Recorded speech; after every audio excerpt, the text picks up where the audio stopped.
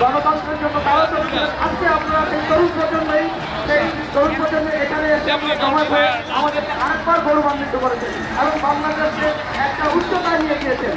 আপনারা সবাই আপনাদের সাথে একাত্ম প্রকাশের জন্য আমরা এসেছি।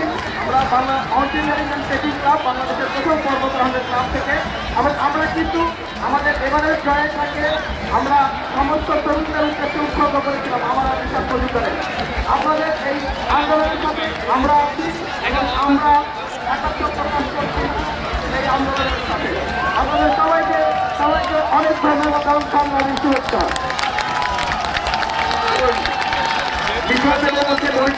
ধন্যবাদ। আমাদের মাঠে ইতিমধ্যে সম্মতি জানিয়ে উপস্থিত হয়েছেন আপনারা দেখছেন বাংলাদেশের অভিনয় জগতের একজন কিংবদন্তি বীর মুক্তিযোদ্ধা রাইস ইসলাম মহোদয় উপস্থিত হয়েছেন।